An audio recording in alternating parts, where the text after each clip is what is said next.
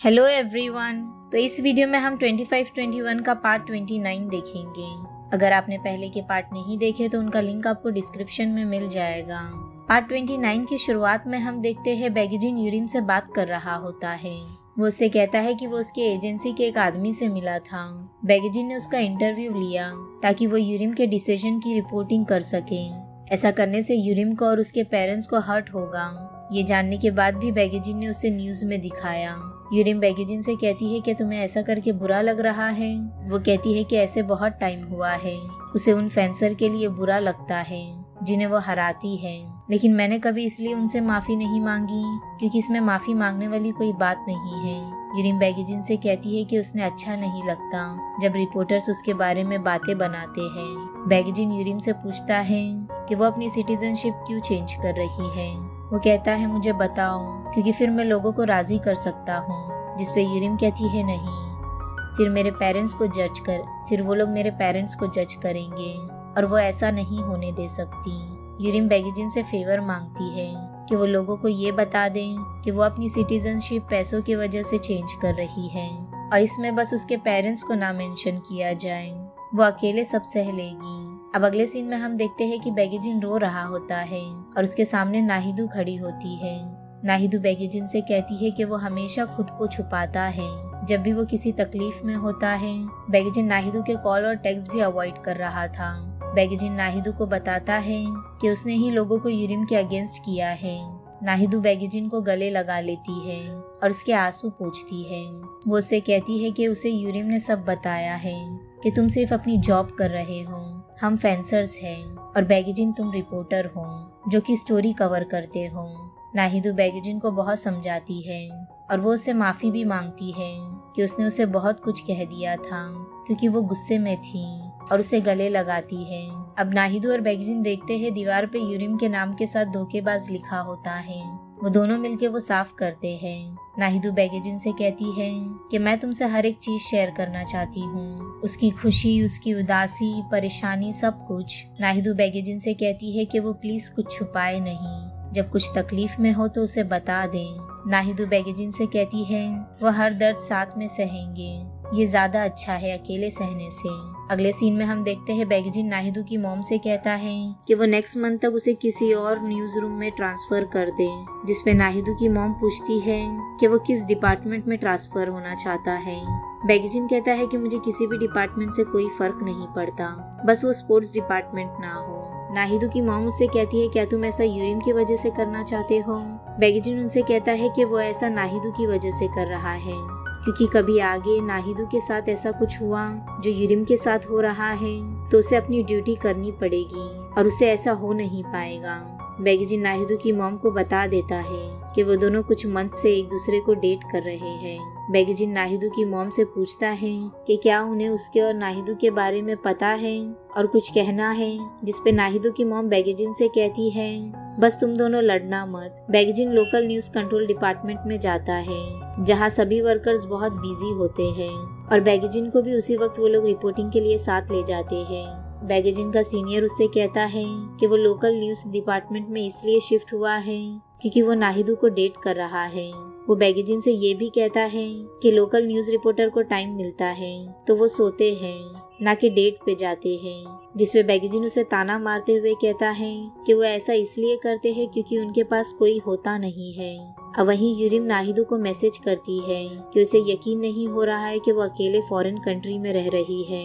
यूरिम नाहिदू को बताती है कि वो सेम लैंग्वेज तो नहीं बोलते, लेकिन उन्हें इस चीज की जरूरत भी नहीं पड़ती जब वो फेंसिंग करते हैं। तो नाहिदू यूरिम को बताती है कि वो अब ट्रेनिंग सेंटर में है और उनकी कोच अब नेशनल टीम की कोच बन गई है और वो उसे कहती है यहाँ सब कुछ वैसे ही है, बस एक वो ही नहीं है। नाहिदू यूरिम को बताती है कि बैगजिन न्यूज रूम में है और वो पहले से बहुत ज्यादा बिजी रहता है। ये चीज उसे थोड़ा अपसेट तो करती है पर वो दोनों अपनी स्लीप सेक्रीफाइस करते हैं एक दूसरे के लिए और डेट पे जाते हैं। यूरिम भी नाहिदू को बताती है कि वो उधर अब एडजस्ट करने लगी है, वहाँ हमेशा ठंड रहती है जिस वजह से वो कोरिया की समर बहुत मिस करती है। जीवोंग यूरिम से मिलने रशिया जाता है जिसपे यूरिम कहती है कि वो बहुत खुश हुई जब वो आया पर टाइम कब निकल गया पता ही नहीं चला और वो फिर कुछ दिनों में अकेली हो गई। अब नेक्स्ट सीन में जब न्यू ईयर के दिन बैगजिन अपनी रिपोर्टिंग में बहुत बिजी होता है, फिर भी वो अपना काम जल्दी जल्दी खत्म करके नाहिदो के साथ एक अच्छी जगह जाता है जहाँ वो साथ में टाइम स्पेंड करते हैं और न्यू ईयर सेलिब्रेट करते हैं। जहाँ बैगजिन नाहिदो से पूछता है कि क्या उसकी कोई न्यू ईयर विश है। नाहिदो कहती है कि उसे कपल प्लान चाहिए जिसपे कपल फोन पे फ्री में बात कर सकते हैं। नाहिदो यूरिम को मैसेज पे ये बताती है कि स्वैंगवॉन को जिस कॉलेज में जाना था वो अब वहाँ है और वो अब क्लास की रिप्रेजेंटेटिव बनना चाहती है और मुंजीवोंग भी कुछ फन चीजें करने वाला है। अब अगले सीन में जहाँ हम देखते हैं कि यूरिम नाहिदो के ईमेल्स को इग्नोर करने लगती है और नाहिदो को रिप्लाई नहीं करती। बैगजिन और उसका सीनियर बैठ के खा रहे होते हैं। तभी उन्हें एक रिपोर्टिंग के लिए कॉल आता है कि कंस्ट्रक्शन साइट पे एक क्रेन कोलैप हो गई है। सीनियर हॉस्पिटल जाता है और बैगजिन कंस्ट्रक्शन साइट पे जाता है। नाहिदो उसी रास्ते से जा रही होती है जहाँ बैगजिन रिपोर्टिंग कर रहा होता है, इसलिए वो वहाँ रुक कर देखने लगती है। बैगजिन साइट पे हुए हादसे की रिपोर्टिंग करता है। नाहिदो उसके पास जाती है पर वो देखती है कि बैगजिन बहुत उदास हो जाता है उन लोगों के फैमिली मेंबर्स को देख के जिन्होंने अपने किसी को खो दिया है। अब बैगजिन सीनियर के साथ बैठकर ड्रिंक करता है जहाँ बैगजिन बहुत ज्यादा उदास होता है। वो कहता है उन फैमिलीज के लिए मुझे बहुत बुरा लग रहा है जो एक्सीडेंट में मर गए हैं। सीनियर बैगजिन को समझाता है कि अगर वो उन एक्सीडेंट को लेकर हर्ट होता रहेगा तो अपनी जॉब सही से नहीं कर पाएगा, इसलिए वो खुद को मजबूत बनाए और जो इंसिडेंट हुए हैं उस पे फोकस करें। नाहिदो भी उसी रेस्टोरेंट में होती है जहाँ बैगजिन ड्रिंक कर रहा होता है। बैगजिन ड्रंक होता है इसलिए वो नाहिदो को वहाँ देख के एक्साइटेड और बहुत ज्यादा खुश हो जाता है और सबको बताता है कि वो उसकी गर्लफ्रेंड है। सीनियर बैगजिन और नाहिदो को टाइम स्पेंड करने छोड़कर चला जाता है। बैगजिन नाहिदो को भी ड्रिंक करने के लिए कहता है और फिर वो दोनों साथ में बैठकर ड्रिंक करते हैं। बैगजिन नाहिदो को अपने साथ उसके घर ले जाता है और उसे सुला देता है। बैगजिन नाहिदो को प्यार से देख रहा होता है।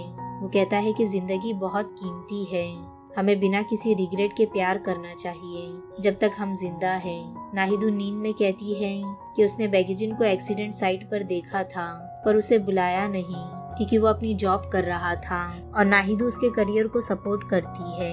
बैगजिन नाहिदो को गले लगा के कहता है वो भी ऐसे ही उसको सपोर्ट करता है और फिर वो दोनों एक दूसरे को गले लगाकर सो जाते हैं। अगले सीन में जहाँ नाहिदो अपनी ईमेल इनबॉक्स चेक करती है कि कहीं यूरिम का कोई मैसेज तो नहीं आया है। यूरिम ने उसे मैसेज नहीं किया होता है। नाहिदो के टीम मेंबर आर्टिकल पढ़ रहे होते हैं जिसमें ऐसा लिखा होता है कि यूरिम ने कहा है नाहिदो और उसका कोई मैच ही नहीं है, जिसमें नाहिदो के टीम मेंबर्स यूरिम को बुरा कहते हैं। लेकिन नाहिदो उनसे कहती है कि तुम्हें पता है ना कि रिपोर्टर्स कैसे वर्ड्स को उल्टा बताते हैं। नाहिदो ट्रेनिंग कर रही होती है जहाँ बहुत सारे रिपोर्टर्स आए हुए होते हैं। नाहिदो रिपोर्टर्स को इंटरव्यू दे रही होती है जिसमें नाहिदो से पूछा जाता है कि क्या उसने यूरिम का इंटरव्यू देखा है, उसने जो भी कहा है उस पे वो क्या कहना चाहती है। जिसमें नाहिदो अपने साथ क्लॉक लेके रिपोर्टर्स के सामने जाती है। वो कहती है कि वो कभी भी यूरिम के बारे में कुछ कहती है वो हमेशा उल्टा बताया जाता है और कहती है कि मैं जो भी अगर अभी कह रही हूँ वो उसे एडिट करके चेंज किया गया तो मैं नेक्स्ट टाइम से इंटरव्यू नहीं दूंगी। वो रिपोर्टर से कहती है कि वो हारना नहीं चाहती चाहे उसका अपोनेंट कोई भी हो और उसे उम्मीद है कि यूरिम भी ऐसी ही फील करती होगी। नाहिदो मैड्रिड में रिप्रेजेंट कर रही होती है इसलिए सारे रिपोर्टर्स उसे बेस्ट ऑफ लक कहते हैं और कोरिया के फ्लैग को लहराते हैं। इसके बाद नाहिदो मैड्रिड चली जाती है। यहीं ये पार्ट एंड होता है। वीडियो पसंद आया हो तो लाइक शेयर और सब्सक्राइब जरूर करना। मिलते हैं नेक्स्ट पार्ट में।